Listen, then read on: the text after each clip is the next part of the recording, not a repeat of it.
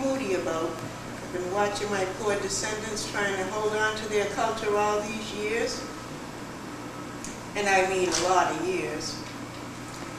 Mother Bear has allowed me to use her body today, and it's because she's a direct descendant of mine that I choose her. Anything you might hear that comes out of her mouth is really me, so don't hold it against her. Like I said, I've been around for quite a long time. They say a lady never tells her age. Not that I care about being a lady, but let's just say I was here when the Pilgrims came. I knew we were in big trouble when I saw them get off the boat with all those guns. Changed everything. You might have heard we Mashpees are matrilineal, which meant that women ran the show. And things were going really well. We had everything we needed. The Creator provided quite well for us. As I said, my name was Mary Moody, and I brought along this map of Mashpee.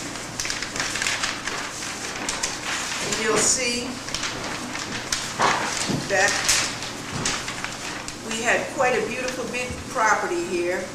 And here you'll see Moody's Pond up here by John's Pond.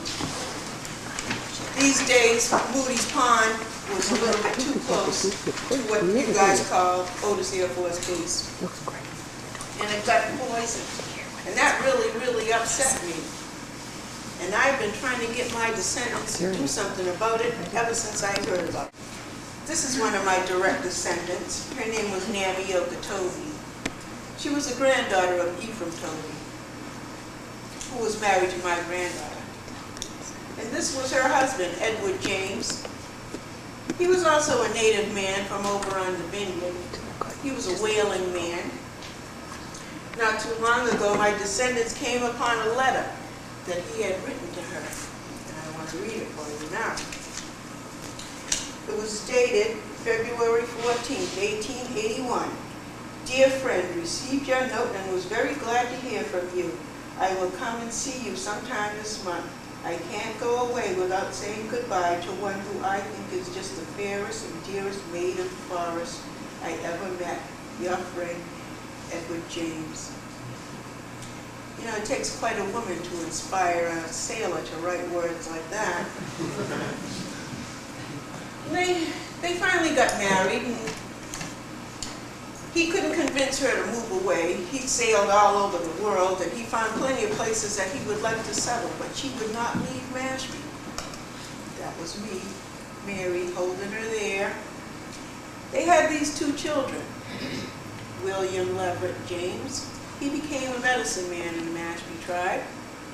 And this was their daughter, Lena, Mother Bear's grandmother. She was hot enough to get a man 10 years younger than her. His name was Carl Levant. Here's a picture of her with her husband, Carl Levant.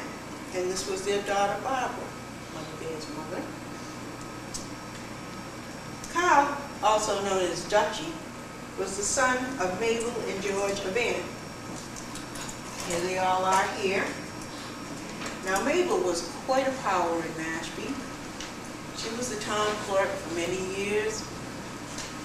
And she took care of everybody. She was one of the beloved women. Matter of fact, all the women in my line are known as beloved women. That means that nobody can say anything bad about them. Now, George just loved her so. She was one of these women who liked to get around, and he liked to stay home. He had a farm, and he liked to stay home. And if she went somewhere and said she was going to be back at a certain time, and she wasn't, he would start to cry, thinking that she might have left him. And as soon as she would come home, he would send all the grandchildren and the great-grandchildren home. And Mabel would tell him, well, if you want me to be happy, then you have to let me do what I want to do. And he would say, well, yes, I want you to be happy. And that showed the grandchildren and the great-grandchildren the power of unconditional love. Very important lesson. Here's a picture of George when he was a young man. Quite a handsome dude. He had green eyes. his father wasn't from the area. His father came from Virginia. His father's grandfather was a white slave master down in Virginia. And he had been messing around with a slave, and you know what happens. But he didn't forsake the son, and he didn't tell him, well, you're a slave now. He told him, if you go up north, you'll find some land sticking out into the ocean. Looks like an arm making a, going like that. He said, if you go right in the middle of that arm where the muscle is, you'll find Mashpee and you'll find people who will accept you the way you are. So he went there, fell in love with the granddaughter of Mercy Love.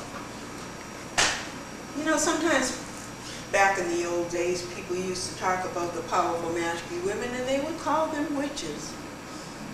Another name for a powerful woman. They're not witches. There was, of course, Granny Squanette and the Screechum sisters. I know you've heard of Granny. Don't believe any of that stuff you hear about her harassing children. Granny loved children.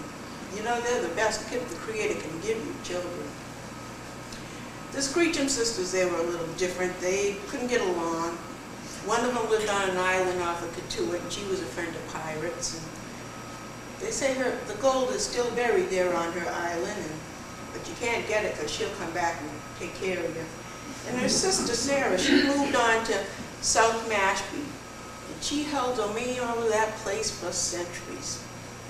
She could change herself into animals, so I heard, but I'm not one to gossip, so you didn't hear that from me. One day we were all sitting around having tea and just talking about the good old days, and her sister, just to get on her nerves, mentioned the words New Seabury. Well, let me tell you, that's all she needed. She started spinning around and around, and the waves started coming up, and the wind was blowing, and she picked up boats, and she threw them on the shore, and she knocked over trees, and she was really upset. We were worried that they were going to blame it on us again, but they didn't. They blamed it on some guy named Bob, Hurricane Bob.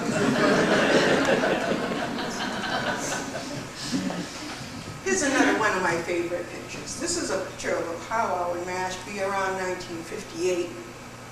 Here's one of my descendants here, Barbara. She's got her son William up on top of her big pregnant belly. And these two women looking at her, they're just amazed that she could do that. She was a strong woman. Like I said, my women in my line are powerful, powerful women. I brought along some other pictures, and you can be free to come up and check them out afterwards, because like I said, they're just so beautiful. I'm so proud of them. And here's one I want to point out to you. I said, like I told you, I get into Mother Bear every once in a while, and she doesn't understand it. I dragged her off to the Million Woman March. She didn't know what was going on. She just knew she was driving for 36 hours straight. But she's still tingling from the experience. A million women together. I had to be there, so I made her go. Like I said, I've been pretty moody about what's happening to my descendants, and I'm not going to take it much longer. Things better straighten up around here pretty soon, because I'm not the only spirit still hanging around. And we'll come in here, and we'll call the waves and the wind in, and we'll sweep this island clean of any disarray and disharmony that's going on, and it'll do you all good. Bye.